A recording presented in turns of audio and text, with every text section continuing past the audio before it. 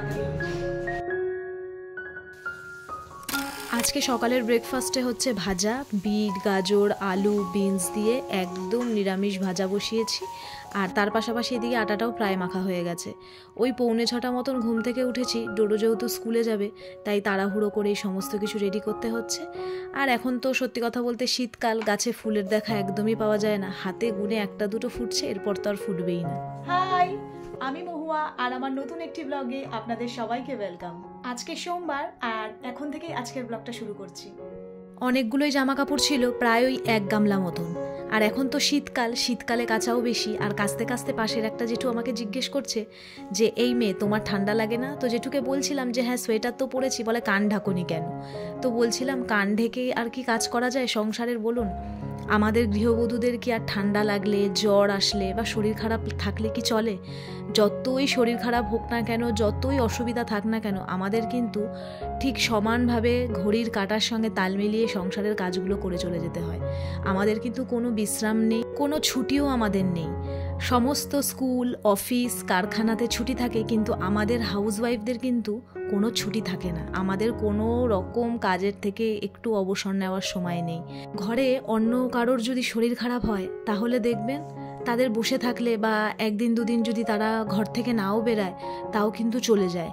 কিন্তু আমরা যদি সংসারের কাজ না করে 1 দিনের জন্য বসে যাই তাহলে আশা করি আমরা সকলেই জানি সংসারটার কি অবস্থা হয়। তাই কোনোভাবেই আমাদের কিন্তু শরীর খারাপ হতে নেই। ঠিক যখন আমরা মেয়েবেলাটা কাটিয়েছি তখন একটু শরীর খারাপ হলে বাড়ির মা, বাবা, ঠাকুমা তারা বলতো বিশ্রাম নে, বসে থাক, পড়তে যেতে হবে না, স্কুলে যেতে হবে না। আর তারপরে এই যে পিরিয়ডটা আসে আমাদের যে একটা গৃহবধূর, তখন কিন্তু আমাদের ঘরের সংসারের সাথে সাথে সন্তান, স্বামী সবার খেয়াল রাখতে হয়। তাই আমাদের কিন্তু অসুস্থ হওয়ার টাইম নেই। আজকে যেহেতু সোমবার নিরামিষ, তাই আজকে বাঁধাকপি বানাবো, বাঁধাকপির ঘন্ট, আর তার সঙ্গে নিরামিষ গরম গরম খিচুড়ি। কাল রাত্রেই বাঁধাকপিগুলো কেটে রেখেছিলাম, তারপরে ব্রেকফাস্টে যে ভাজাটা বানিয়েছি সেটাও কেটে রেখেছিলাম। একটু যদি রাতের দিকে সময় করে কাজটা এগিয়ে রাখা যায় তাহলে সকালে কাজগুলো খুব তাড়াতাড়ি হয়ে যায়। তো এখন এটা ফ্রিজ থেকে বার করেছি, এখন এরকম থাক, স্নান পুজো করে এসে তারপরে রান্নাবান্নার কাজে হাত দেব। এই শীতের সকালে মাথায় শ্যাম্পু দিয়ে স্নান করাটা যে কত বড় একটা যুদ্ধের সমান সেটা আমরাই জানি। আর শীতকালে তো 2 দিন অন্তর অন্তরই মাথায় শ্যাম্পু করতে হচ্ছে, এত ড্যান্ড্রফ হয়েছে যে কি বলি।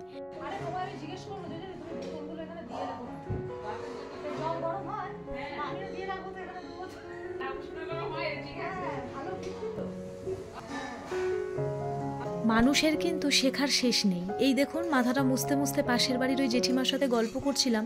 উনি দেখি রোজ 2 বোতল করে জল ওনার গিরিলের বাইরে দিয়ে রাখে।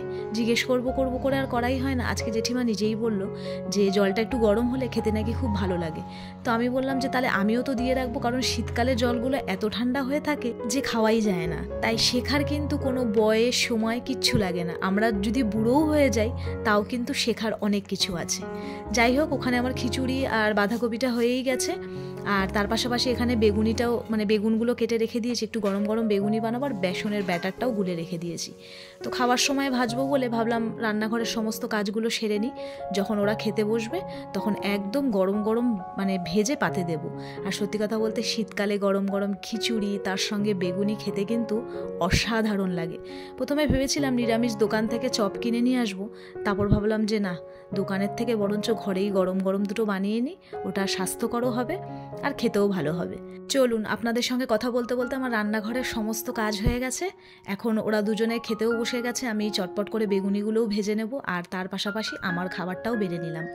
গরম গরম খিচুড়ি, বাঁধাকপির তরকারি, বেগুনি, মানে আর বেশিক্ষণ কথা বলা যাচ্ছে না আর কি।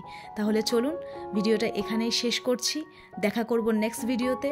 সকলে ভালো থাকবেন, সুস্থ থাকবেন, আর ভিডিওটা আমার কেমন লাগলো জানাতে কিন্তু একদমই ভুলবেন না।